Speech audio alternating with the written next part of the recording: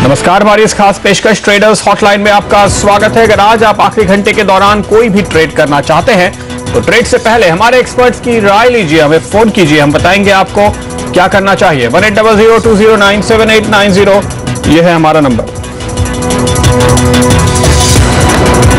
इस वक्त बाजार की स्टोरी क्या है अगर आप देखें तो 7815 के करीब हम ट्रेड कर रहे हैं। दिन के लो से 26 पॉइंट ऊपर। आज पूरे दिन कोशिश होती रही कि जो गिरावट आ रही है दुनिया भर के बाजारों में उससे हम कैसे संभलें। और आप देखिए पहले घंटे के दौरान हमने जो हाईस देखे थे अब हम उससे थोड़ा ऊपर निकले हैं। ऐसा लग रहा है कि 7800 के करीब बाजार ने इस गिरावट को पचा लिया है और अब यहां से ऊपर जाने की कोशिश हम करते हुए नजर आ रहे हैं। पिछले घंटे भर में आप देखिए कौन से स्टॉक्स हैं जिन्होंने साथ दिया है। यूरोप के बाजार हालांकि कमजोर है लेकिन कल ये 2.5-3% उससे ऊपर गिर चुके थे, तो उसके बाद अब वो भी संभलने की कोशिश कर रहे हैं। झटका एक दिन की खबर आई एक बार, चूंकि लोग जिस तरफ पोजीशन थे जो ट्रेड कर रहे थे, यूरोप के मार्केट में लोग इक्विटी पे लॉन्ग थे, यूरोप के मार्केट में लोग यूरो पे लॉन्ग थे और शॉर्ट थे, माफ कीजिएगा, और हो गया उल्टा। चूंकि डॉलर गिरा, यूरो मजबूत हुआ तो शेयर बाजार में बड़ी उथल पुथल हो गई। पर आज अब उसको काफी हद तक डिस्काउंट करने की कोशिश यूरोप के मार्केट भी कर रहे हैं। दूसरे दिन वहां पैनिक नहीं है। आप यहां भी देखिए रुपया अपने दिन के लो से संभलने की कोशिश कर रहा है, तो वहां भी वही हालत है। पिछले घंटे भर में आप कुछ स्टॉक देखिए, GAIL, Infosys, bank of Baroda, HUL, Axis bank, Maruti, ये सारे स्टॉक्स आपको ये दिखाएंगे कि निचले स्तरों से ऊपर आने की कैसे ये कोशिश कर रहे हैं। इंडेक्स जो हमने अभी अभी देखा कि दिन के हाईस के करीब ट्रेड होता हुआ, ये सारे स्टॉक्स हैं जो मदद कर रहे हैं। लेकिन चलिए आपके सवाल जवाब का सिलसिला शुरू करते हैं अपने एक्सपर्ट्स के साथ। और आज हमारे साथ ट्रेडर्स हॉटलाइन में हमारे मेहमान जुड़ रहे हैं आपके शेयर्स पर सलाह देने के लिए। डेरिवेटिव सौदों पर राय देंगे मोतीलाल ओसवाल सिक्योरिटीज के राहुल शाह और टेक्निकल राय देंगे एंजल ब्रोकिंग के समित चौहान। पहला सवाल पूछने के लिए गौरव शर्मा हमारे साथ जुड़ रहे हैं दिल्ली से। गौरव बताइए। सर ये मैंने IDBI शेयर्स ले रखे हैं 100 शेयर्स 94.50 के रेट पे। हाँ। और ये मैंने एक अशोक लेलैंड ले रखे हैं 97 पे 100 शेयर्स। ये आपने ट्रेडिंग के लिहाज से लिया है या साल 2 साल रुकने का इरादा है? सर 2-3 मंथ के लिए। 2-3 मंथ के लिए रुकने का इरादा है, तो आप दोनों ही जो हम कहते हैं ना स्विंग, यानी कि हफ्ते का हाई, महीने का हाई, वैसे लेवल पर आपने एंट्री ली है इन दोनों स्टॉक्स में। मुझे ऐसा लगता है दोनों पोजीशंस समित क्या राय देंगे आप? देखिए पहले अशोक लेलैंड की बात करें तो 100 के आसपास इसका एक स्ट्रॉन्ग रेजिस्टेंस जोन है, तो जब तक वो लेवल क्रॉस नहीं होता इसमें एक बड़ी तेजी नहीं दिखाई देगी। ये कंसोलिडेशन मोड में है क्लियरली। नीचे की तरफ अगर देखें तो हम 85 से लेके 82 का उसका स्ट्रॉन्ग सपोर्ट जोन है। जब भी स्टॉक ये लेवल के आसपास आता है वहां से रिबाउंड होता है, तो मेरे ख्याल से अगर इनका नियर टर्म व्यू है और स्टॉक अगर यहाँ से वापस 95-98 के लेवल पे आता है और वहां पे रेजिस्टेंस दिखता है तो वहां पे एक बार के लिए एग्जिट करना चाहिए। और जब भी ये स्टॉक 100-101 का लेवल डिसाइसिवली ब्रेक करता है तो तभी ये री एंटर कर सकते हैं for higher levels. But as of now वो लेवल के आसपास में एग्जिट करने की सलाह दूंगा। और दूसरा अगर IDBI बैंक की बात करें तो आने वाले 2 या 3 महीनों में पॉसिबल ये स्टॉक 100-105 के लेवल टेस्ट करे। बट कैसे रिसेंटली इसमें एक अच्छी खासी मूवमेंट आई है फ्रॉम द लेवल्स ऑफ 50-55, तो प्राइस वाइज इसमें एक शार्प मूव आई है, तो अभी एक टाइम वाइज कंसोलिडेशन के चांसेस काफी ज्यादा है। तो आने वाले कुछ वीक्स के लिए ये स्टॉक थोड़ा कंसोलिडेट हो सकता है। बट इन केस अगर ये 2-3 महीने में इनको ऊपर की लेवल्स अराउंड 100 के आसपास मिलते हैं तो वहां पे वो एग्जिट कर सकते हैं। निकलने की राय होगी आपके लिए। यहाँ पर थोड़ा इंतजार आप IDBI बैंक में कर सकते हैं। अशोक लेलैंड से निकले यह सलाह फिलहाल समित आपको दे रहे हैं इन दोनों ही स्टॉक्स पे। गौरव आपके लिए यह सलाह आती हुई। लेकिन अगला सवाल पूछने के लिए आशीष चौहान हमारे साथ जुड़ रहे हैं। आशीष बताइए। हाँ आशीष जी बताइए, क्या है आपका सवाल?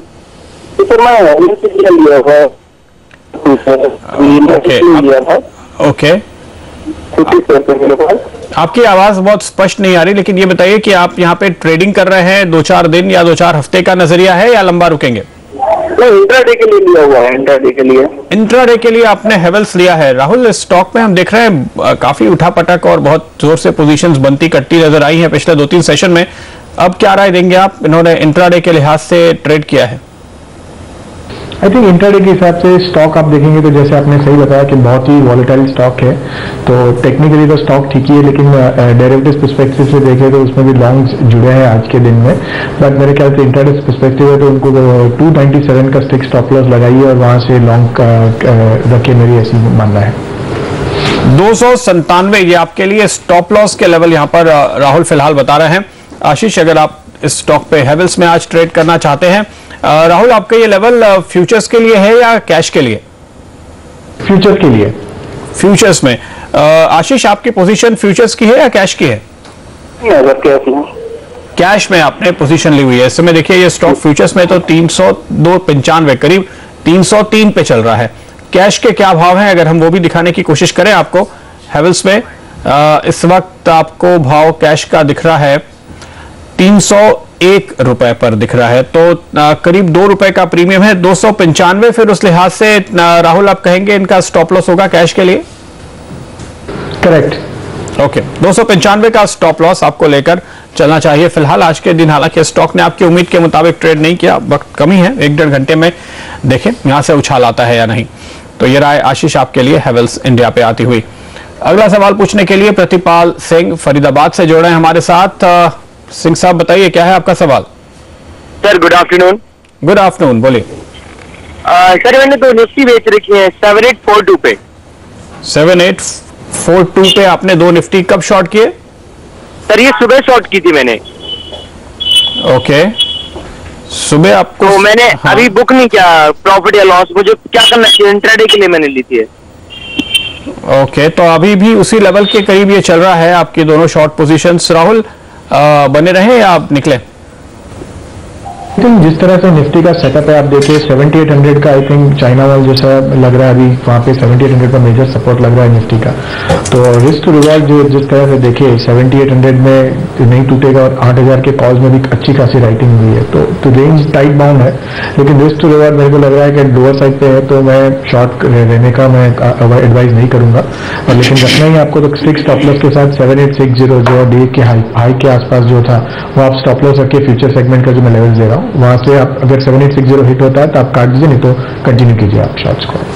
7860 7860 सिंह साहब आपके लिए ये स्टॉप लॉस का लेवल है, अगर इसके ऊपर निकलता है तो काट लीजिए, वरना आप अपनी पोजीशन बरकरार रख सकते हैं। लेकिन देखिए राहुल जो कह रहे हैं कि 7800 के पास मार्केट टिकेगा ऐसा लगता है, 200 पॉइंट के आसपास करेक्शन के बाद अगर आप शॉर्ट कर रहे हैं इस मार्केट में तो थोड़ा रिस्क ज्यादा है आपके शॉर्ट पोजीशन पे, इसलिए संभल के रहिए और स्टॉप लॉस ट्रिगर हो तो बिल्कुल निकल जाइए। विजय कुमार हमारे साथ जुड़े हैं अगला सवाल पूछने के लिए दिल्ली से। विजय बताइए क्या है आपका सवाल? हाँ सर, मेरे पास यूनिटेक के शेयर है 5015 रुपए के भाव पे, और एक है किंगफिशर एयरलाइंस। किंगफिशर एयरलाइंस तो भाई साहब अब ट्रेड होता नहीं, बचा आपका यूनिटेक। तो यहाँ पर आप देखिए आधा हुआ है। कब लिया था आपने ये? सर मेरे को हो गया 1.5 साल हो गया सर। 1.5 साल हो गया? हाँ जी हाँ जी। ओके, समित क्या कोई राय देंगे आप यूनिटेक पे? देखिए प्रदीप, क्लियरली ये लगार्ड स्टॉक है। 8.20 पैसे का इसका एक रेजिस्टेंस दिखाई दे रहा है। स्टॉक तो फिलहाल कंसर्ट हो रहा है, इसकी प्राइस मूवमेंट प्रेडिक्ट करना काफी डिफिकल्ट होता है, बट अगर ये 8.20 पैसे का लेवल तोड़ता है तो इसमें एक इमीडिएट बाउंस हम देख सकते हैं 12 साढ़े 12 तक। तो अगर ये प्राइस डेवलपमेंट होती है तो मेरे ख्याल से 12 साढ़े 12 के आसपास ये एग्जिट कर सकते हैं। फिलहाल के लिए होल्ड करने के लिए ये एक 6 रुपए 60 पैसे का स्टॉप लॉस मान के चल सकते हैं। उसके नीचे एग्जिट करना चाहिए स्टॉक में, फिर और थोड़ा डिक्लाइन हो सकता है या फिर कंसोलिडेशन हो सकता है। फिलहाल तो होल्ड कीजिए, 8.20 अगर क्रॉस होता है तो 12 साढ़े 12 तक लेवल मिल सकता है। ओके, 8.20 रुपए ये लेवल है आपके लिए। यहाँ अगर मान लीजिए कोई उछाल आया तो लेकिन किंगफिशर में तो अब ट्रेड होता नहीं है मेरे ख्याल से समित। अब कभी अगर कंपनी ये शेयर्स दोबारा लिस्ट कराने की या बचे हुए शेयर लेने की कोशिश कर सकती है अगर उस कंपनी को रिवाइव किया जाए, क्योंकि कंपनी भी पूरी तरह से डिफंक्ट है। तो हम कह सकते हैं कि अब इस शेयर से निकलने का इनके पास कोई रास्ता नहीं है दरअसल। यस बिल्कुल विजय जी, तो आपके लिए किंगफिशर में तो फिलहाल कोई ऑप्शन नहीं है, क्योंकि वो स्टॉक जब तक दोबारा से ट्रेड होने की कोई संकेत ना आए। टावर कारोबार को बेचने की मंजूरी मिल गई है रिलायंस कम्युनिकेशंस में। ये ब्रेकिंग न्यूज आपके सामने आती हुई, और हम सुबह से आपको बता रहे थे कि ये डेवलपमेंट होने वाला है और आप इस पर नजरें बनाए रखिए। अब देखिए, टावर कारोबार बेचने को कंपनी के बोर्ड ने मंजूरी दे दी है। ये खबर फाइनली आती हुई अभी जो बोर्ड मीटिंग हुई है उसमें से निकल कर आई है। टिलमैन के साथ करार किया है। ये कंपनी है जो बायर नजर आ रहे हैं यहाँ पे, जिन्होंने यहाँ पे खरीदा है। ये नॉन बाइंडिंग एग्रीमेंट है टावर एसेट्स को बेचने के लिए। तकनीकी बात है, इसका मतलब सिर्फ ये है कि बोर्ड ने एक मंजूरी दी है, इसकी प्रोसेस की शुरुआत हुई है। वो ऐसे ही होती है, उसके बाद आगे टर्म्स और कंडीशंस जो शर्तें हैं सौदे की जैसे जैसे फाइनल होती जाएंगी तो ये बाइंडिंग हो जाएगा और डिटेल्स वैसे वैसे आपके सामने स्पष्ट होते हुए नजर आएंगे। ये एग्रीमेंट किया गया है टावर एसेट्स को बेचने के लिए टिलमैन ग्लोबल होल्डिंग्स और टीपीजी के साथ। टीपीजी एक पी फर्म है, तो ये प्योर इन्वेस्टर्स हैं। ये कोई दूसरी टावर कंपनी नहीं बल्कि इन्वेस्टिंग फाइनेंस कंपनी है या फंड्स हैं, पी इन्वेस्टर हैं जो यहाँ पर हिस्सा लेते हुए फिलहाल हमें दिखाई दे रहे हैं। जो नाम हमारे सामने आए हैं उसके मुताबिक हम कह सकते हैं कंपनी के हवाले से ऐसा भी बताया जा रहा है कि इस पैसे का इस्तेमाल अपने कर्ज को घटाने के लिए रिलायंस कम्युनिकेशंस करेगी। बाजार में काफी ज्यादा लेवरेज्ड कंपनीज में से एक ये है और हमने पहले देखा पिछले दिनों में कि दूसरी ग्रुप कंपनीज ने भी अपनी ओर से कर्ज घटाने के लिए कुछ एसेट्स बेचे हैं रिलायंस कम्युनिकेशंस की ओर से। अब ये टावर कारोबार को बेचने की तैयारी इसी मकसद से की जा रही है ताकि कंपनी का कर्ज कुछ कम हो पाए। एक बार फिर से आपको बता दें, टिलमैन ग्लोबल होल्डिंग्स और टीपीजी ये दो खरीदार हैं जिनके साथ नॉन बाइंडिंग करार फिलहाल किया गया है, यानी ये एक करार पर हस्ताक्षर हुए हैं। अब उसके बाद और ज्यादा डिटेल्स आगे तय किए जाएंगे, शर्तें तय की जाएंगी। इंटरेस्टिंगली मार्केट को शायद कुछ हद तक अंदाजा था क्योंकि ये खबरें चल रही थी, हम आपको बता भी रहे थे। तो इस खबर के बाद स्टॉक पे कोई बड़ा मूवमेंट आता हुआ फिलहाल नजर नहीं आ रहा है। आरकॉम के स्टॉक पर इस वक्त समित आपकी क्या स्ट्रेटजी है?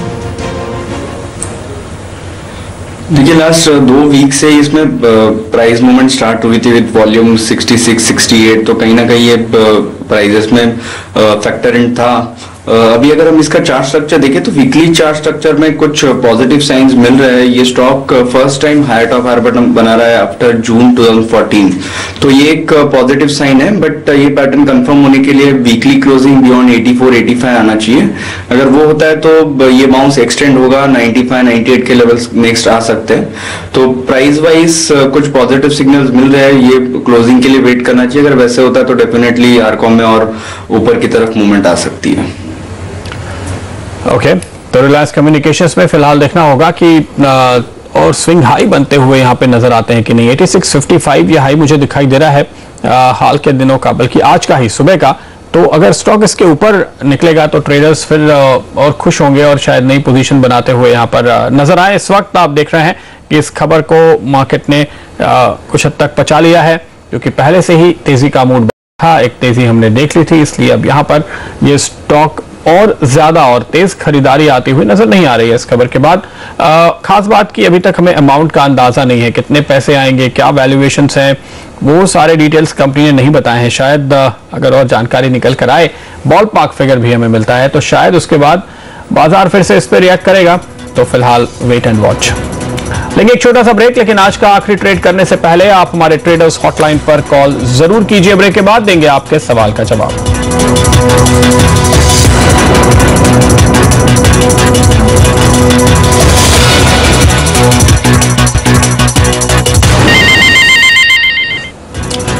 स्वागत है आपका एक बार फिर। सवाल जवाब का सिलसिला आगे बढ़ाएंगे समित चौहान और राहुल शाह के साथ जो हमारे साथ बने हुए। लेकिन एक नजर एक बार की बाजार पे जरूर डाल लीजिए क्योंकि 7800 का जो स्तर हमने होल्ड किया था और लग रहा था कि यहां से ऊपर जाएंगे। अब देखिए, पिछले आधे घंटे के अंदर हम करीब 20-25 पॉइंट का करेक्शन देख चुके हैं। इनफैक्ट जब हमने ये कार्यक्रम शुरू किया 15 मिनट पहले, तब से ही अगर आप देखिए तो कम से कम 17-18 पॉइंट बाजार नीचे आ गया है। तो अचानक से बाजार का मूड बदला है और यहाँ गिरावट आती हुई नजर आ रही है। एक बार की आपको निफ्टी के वो स्टॉक्स बताने की कोशिश करते हैं जो गिरे हैं। हम देखिए गेल में एक सुधार देख रहे थे लेकिन अब वो गिर गया।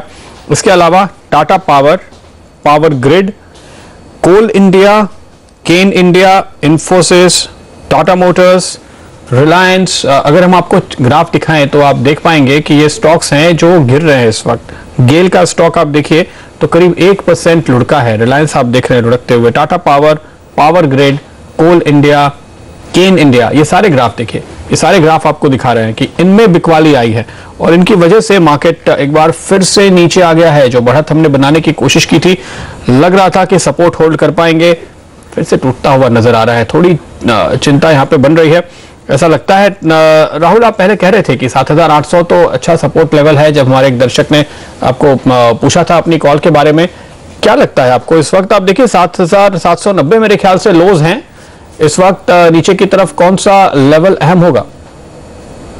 आई थिंक जिस तरह से डेरिवेटिव का जो सेटअप है, आई थिंक जो पुट्स की जो सिचुएशन है अभी, जो 75, 76, 77 की काफी सारे ओपन इंटरेस्ट खड़ी है और 78 में भी राइटिंग तो हुई है। तो मेरे ख्याल से हाईएस्ट ओपन इंटरेस्ट अभी भी 75 पे है और कॉल राइटिंग जिस तरह से कल हुई है 8,081, 82 में, तो मुझे लग रहा है कि जिस तरह से नैरो रेंज में ट्रेड करना चाहिए बाजार, लेकिन जैसे आगे भी बताया कि 78 पे होल्ड करना चाहिए। तो मेरा मानना है कि 7750 वर्स्ट के सिनेरियो वहां टूटना नहीं चाहिए बाजार। वो टूटा तो मेरे ख्याल से पूरा रिवर्सल हो सकता है और पुट्स की अनवाइंडिंग के कारण मार्केट्स और वीकनेस दिखा सकता है, एक्सटेंड कर सकता है। तो मेरा मानना है वो नहीं होगा। इसके लिए लग रहा है कि 7800 का आपका होल्ड करना बहुत ही जरूरी है और करेगा, ऐसा मेरा मानना है। 7800, 7,800 टिकेगा, ऐसी उम्मीद आप फिलहाल लेकर चलेंगे। लेकिन अगला सवाल लेते हैं। चलिए, इस बीच राजेंद्र हमारे साथ अहमदाबाद से जुड़ रहे हैं। राजेंद्र भाई, बताइए क्या है आपका सवाल? मेरा सवाल है, अमर राजा बैटरी मेरे पास पड़ा है 2200 शेयर। ओके, तो क्या करें, अभी बेचे के रखे हैं? कब लिए थे आपने? कब लिए थे आपने ये स्टॉक? तो हमारे बहुत पुराने लिए हुए हैं 240 रुपए के भाव से। तो आपका ये मल्टी बैगर साबित हुआ है, आपके पैसे करीब 3.5-4 गुने हो गए। समित, क्या कहेंगे आप इन्हें? देखिए, हमारा जो बैटरी में क्लियरली वीकनेस और लग रहा है। आने वाले कुछ दिनों में या वीक्स में 770, 750 के लेवल्स इसमें काफी पॉसिबल है। तो मेरे ख्याल से पूरी क्वांटिटी यहाँ पे ऑफलोड नहीं करनी चाहिए, थोड़ा थोड़ा करके ये एग्जिट कर सकते हैं। अगर यहाँ से कोई भी बाउंस आता है तो वहां पे भी एग्जिट कर सकते हैं। जब तक ये स्टॉक अभी 920, 930 के लेवल्स क्रॉस नहीं होता है, इसमें जो एक बाउंस चल रहा था, एक अच्छी खासी अपवर्ड मोमेंटम थी, वो कंटिन्यू नहीं होगी। ये स्टॉक नीचे की तरफ ही स्लाइड होते जाएगा। तो 770, 750 के लेवल्स के लिए ये डेफिनेटली एग्जिट कर सकते हैं इनकी पोजीशंस। ओके, तो ये सलाह आपके लिए फिलहाल अमर राजा बैटरीज पर निकल कर आती हुई। लेकिन हमारे साथ अब मॉर्निंग स्टार के पीयूष जैन जुड़ रहे हैं। रिलायंस कम्युनिकेशंस पे हमने जो आपको खबर दी टावर बिकने की, इस पर और ज्यादा चर्चा करते हैं उनसे। पीयूष, स्वागत है आपका। कैसे देख रहे हैं आप इस डील को? माफ कीजिएगा, संदीप जैन हमारे साथ जुड़े हैं। संदीप, माफी चाहूंगा आपका नाम गलत लेने के लिए। आप मेरी आवाज सुन पा रहे हैं? हाँ बिल्कुल प्रदीप जी। जी संदीप, बताइए क्या आपका रिएक्शन है इस डील के ऊपर?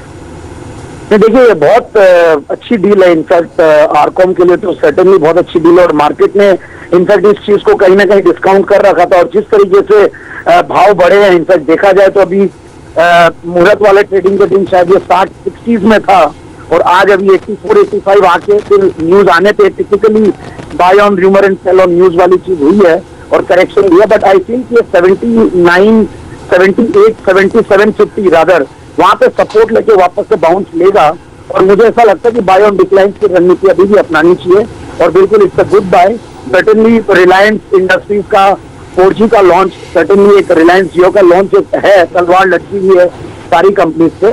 बट स्टिल आई फील कि Reliance RCom is at a very cheaper valuation and जो ये डेट रिटायर करेंगे उसका डेफिनेटली बैलेंस शीट पे पॉजिटिव इंपैक्ट आएगा लॉन्ग रन में। ओके, तो आप यहाँ पर कह रहे हैं कि थोड़ा बहुत करेक्शन आए तो दोबारा एंट्री लेनी चाहिए। कर्ज घटाने की कोशिश यहाँ पर आरकॉम कर रहा है। क्या आपको लगता है कि इस डील से एक अच्छी खासी डीलेवरेजिंग हो पाएगी कि अगले क्वार्टर्स में, जब भी ये डील पूरी हो जाती है उसके बाद आने वाले नतीजों में इसका असर दिखाई दे? सर्टेनली पड़ेगा, क्योंकि देखिए आज जिस तरीके से आरकॉम की पीयर्स के हिसाब से जो वैल्यूएशन नहीं मिली है वो डेट की वजह से ही था। और काफी दिनों से जो भी इन्वेस्टर्स थे और जो भी शेयर होल्डर्स थे वो लोग यही उम्मीद लगाए बैठे थे कि कब ये डेट्स को कम करें, कब अपने टावर बिजनेस को एनकैश करें। तो सर्टेनली इसका बेनिफिट पॉजिटिवली मिलेगा और ड्यू डिलिजेंस वगैरह एक्सरसाइज चल रही है तो आने वाले क्वार्टर्स में इसका पॉजिटिव इंपैक्ट आएगा and I think long run में it will be a very good development for the company. Okay, शुक्रिया संदीप आपका। और अब पीयूष जैन भी हमारे साथ जुड़े हैं। पीयूष, आपको क्या लगता है, कितनी अहम मानते हैं आप इस डील को? देखिए, बाजार तो बहुत ठंडा रिस्पांस दे रहा है, शायद बाजार को पहले से अंदाजा था, कह सकते हैं।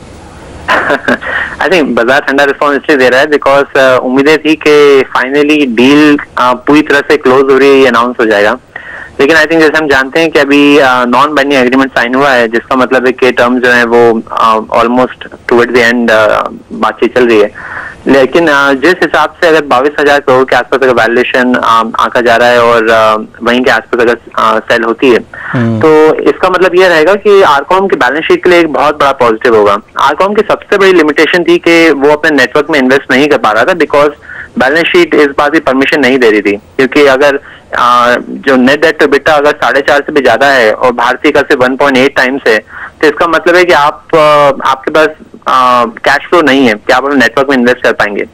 तो आई थिंक ये डील अगर होती है तो इससे आरकॉम की बैलेंस शीट काफी हद तक एक अच्छे शेप में आ जाएगी। मैं देखता हूँ कि काफी भारतीय के ऑलमोस्ट अराउंड आ जाएगी लेवरेज रेशियो में, और एसेट मोनेटाइजेशन इस तरीके से आरकॉम को फायदा देंगे।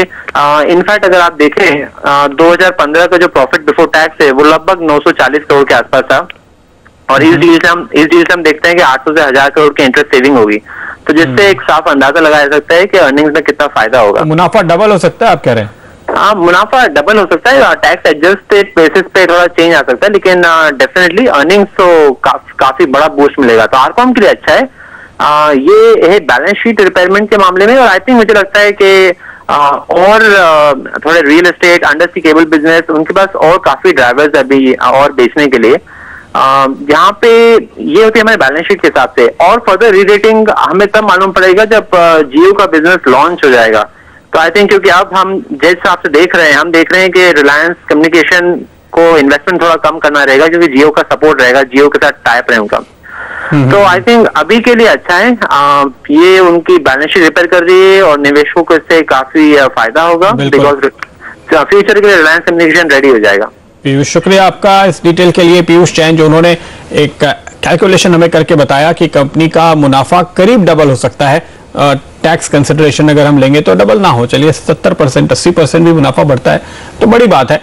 थोड़ी प्रॉफिट बुकिंग हो रही है, सेल ऑन न्यूज वाली स्थिति शायद यहाँ पर है, और एग्जैक्ट अमाउंट और फाइनल हो चुकी है ये डील, ये बात नहीं कही है कंपनी ने, इस वजह से ये प्रॉफिट बुकिंग होती हुई नजर आ रही है। पर संदीप जैन ने जैसे कि कहा, अगर 4-5 रुपए गिरता है तो आप दोबारा एंट्री ले सकते हैं। समित, शुक्रिया आपका हमारे साथ जुड़ने के लिए। राहुल हमारे साथ बने रहेंगे और ब्रेक के बाद लेकर आएंगे आखिरी सौदा।